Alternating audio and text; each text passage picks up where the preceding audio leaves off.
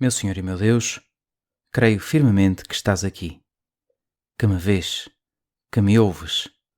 Adoro-te com profunda reverência. Peço perdão dos meus pecados e graça para fazer com fruto este tempo de oração. Minha Mãe Imaculada, São José, meu Pai e Senhor, anjo da minha guarda, intercedei por mim.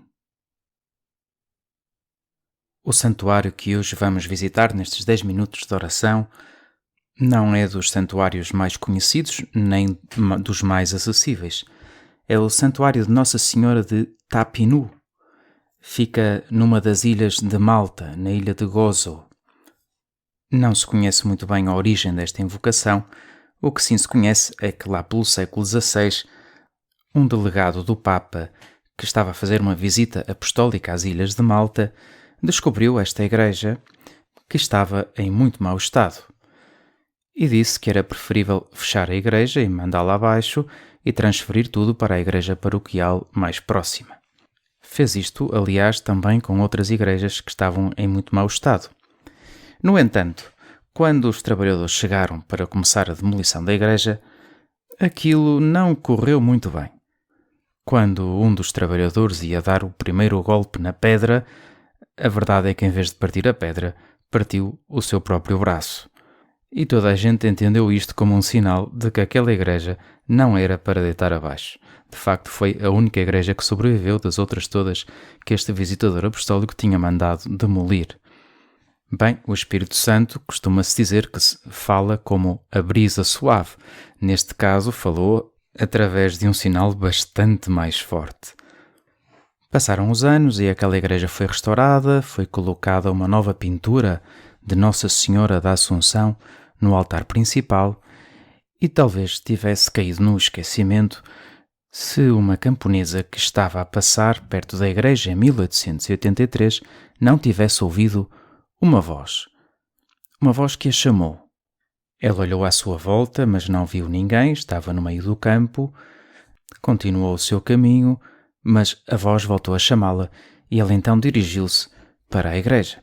Estava à espera, talvez, de ter uma aparição de Nossa Senhora, mas quando chegou à igreja não viu ninguém e então começou a rezar.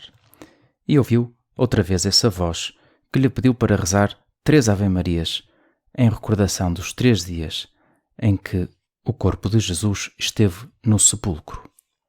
Depois esta mulher voltou para casa e não disse nada a ninguém durante 2 anos.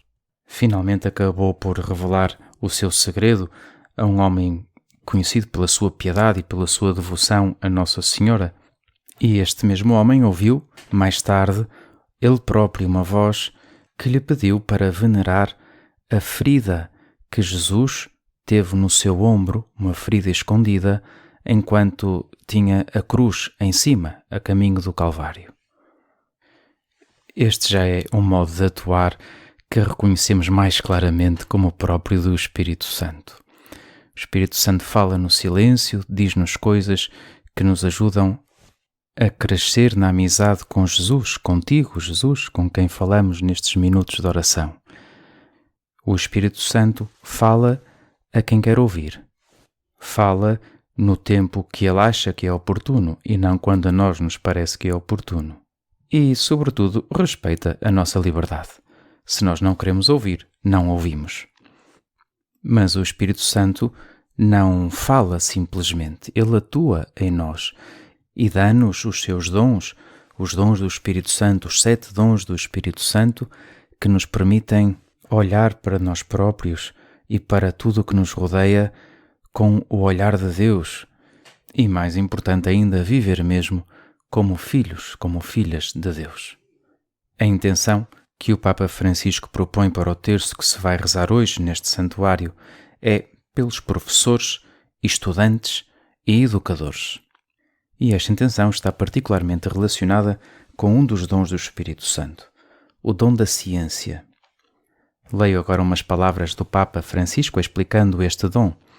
Dizia assim: quando se fala de ciência, o pensamento dirige-se imediatamente para a capacidade que o homem tem de conhecer cada vez melhor a realidade que o circunda e de descobrir as leis que regulam a natureza e o universo.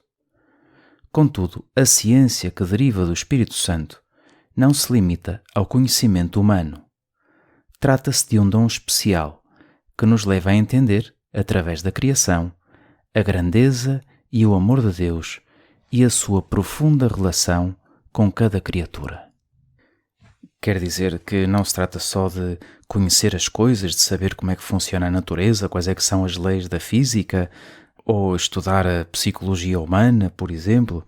É algo de muito mais profundo que nos leva a descobrir o sentido dessas coisas.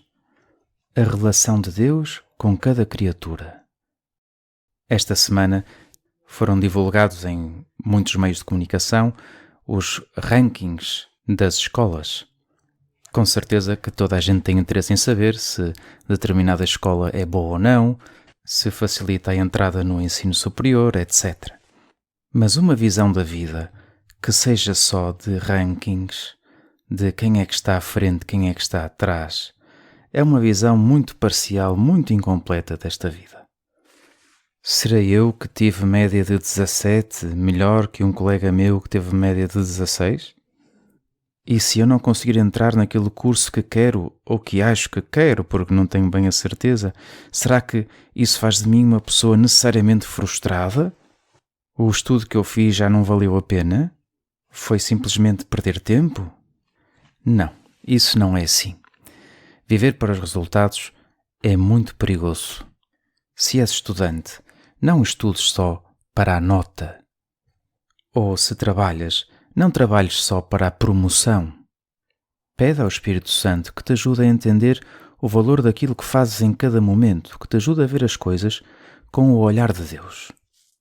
Jesus, tu foste carpinteiro e não tiveste o desejo de ser o chefe de todos os carpinteiros da Galileia ou do Império Romano.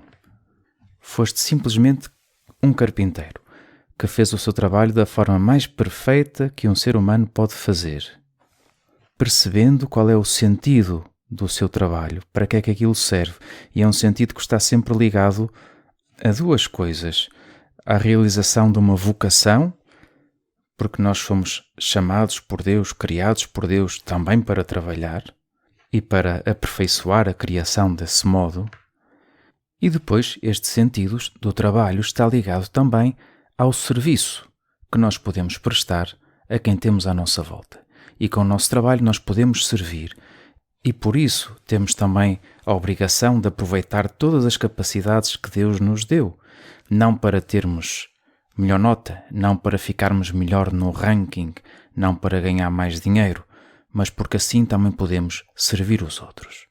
Espírito Santo, dá-me esse dom da ciência, que é um dom que nunca me leva a perder de vista outro tipo de ranking, o ranking da santidade.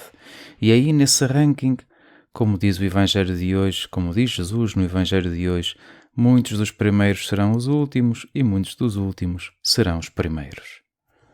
Pois hoje rezamos pelos professores, pelos estudantes, pelos educadores e pedimos também para todos eles estes dons do Espírito Santo que tanto nos ajudam a estudar bem, a conhecer melhor todas as coisas criadas e, sobretudo, essa relação profunda de Deus com cada criatura.